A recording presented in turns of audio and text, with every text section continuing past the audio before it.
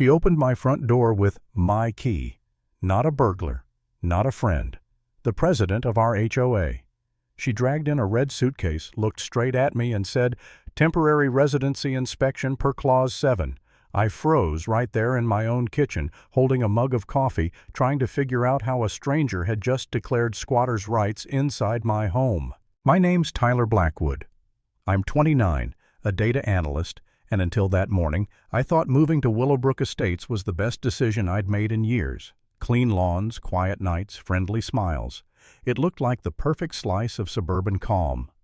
I had no idea that calm was enforced by one woman who treated community standards like divine law. Her name was Diane Kensington, and everyone called her Madam President. At first I laughed. I thought maybe she was joking. But when she rolled that suitcase past me and started writing notes on a clipboard, the joke was definitely on me. "You can't just move in," I said. She smiled. "I'm not moving in, Mr. Blackwood. I'm performing an occupancy review. We'll make sure your home aligns with HOA values." She said it with this syrupy tone that made my skin crawl. I demanded paperwork and she said her secretary would send it. Then she opened my pantry and started rearranging spices, alphabetically. The weirdest part, my neighbors didn't see anything wrong with it. Later that day, when I went outside for air, one of them said, "Oh, you're lucky Diane only inspects homes she really cares about." Lucky. That's what they called it when someone hijacked my house. The next morning she was still there. She'd taped yellow notes around the place, one on the fridge for unapproved appliance sticker, another on the bathroom mirror for mirror frame color mismatch. It was like living inside a bureaucratic nightmare. I kept telling myself this had to be some insane misunderstanding. But then came the violations. Official letters from the HOA stacked up in my mailbox. Parking alignment issues. Grass too long. Curtains.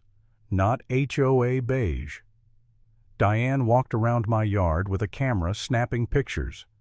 I tried talking to her, but every conversation ended the same way, her smiling, saying, "Rules are rules," and walking off before I could respond. It started to wear me down. One night I caught her outside shining a flashlight into my windows. "Just checking lighting compliance," she said, as if that explained anything. The next day the fines began.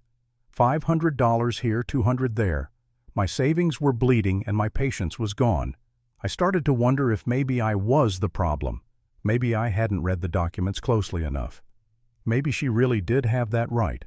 That thought terrified me more than anything because it meant I'd signed away control of my own home without realizing it. Then the call came from my mom. She sounded worried. "A woman answered your home phone, Tyler. Said you were in some HOA improvement program." My stomach dropped. No one should have been in my house when I wasn't there. No one.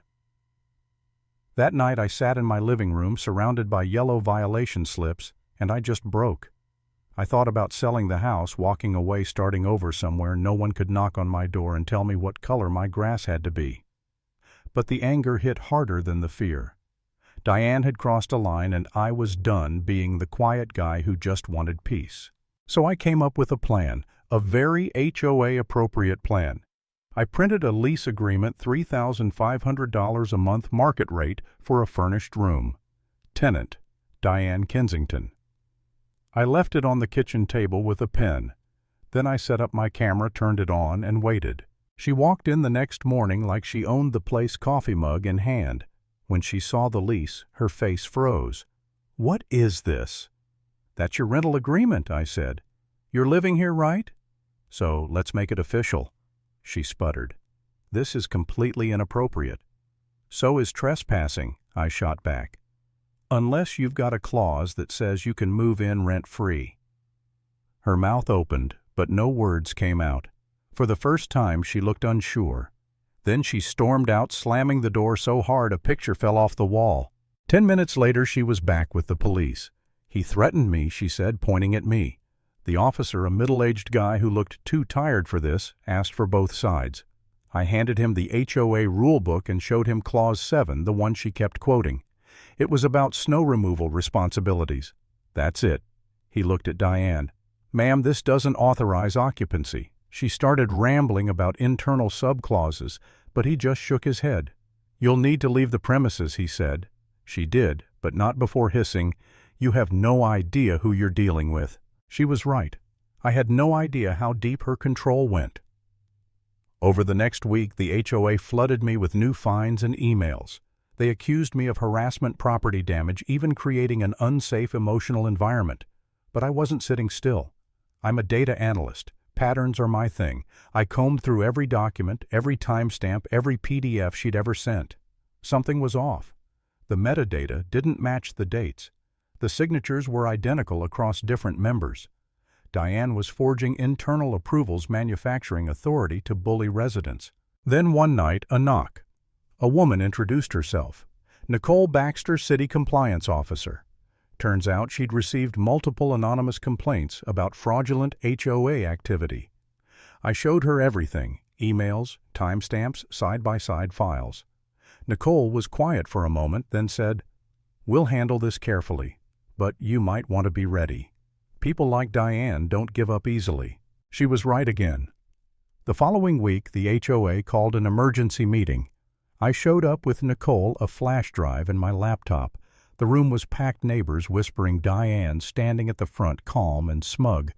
"We're here to address Mr. Blackwood's baseless accusations," she began. I waited until she finished, then stood up. "Baseless, huh? Let's see." I plugged in the drive. On the big screen appeared two documents, the real HOA Clause 7 and Diane's edited version. The fake one included temporary occupancy rights for inspection. I zoomed in on the metadata timestamps created 2 days before she entered my home. "Funny thing," I said, "Microsoft Word doesn't lie." The room went silent. Nicole stepped forward and said, "Mrs. Kensington, this document format isn't legal.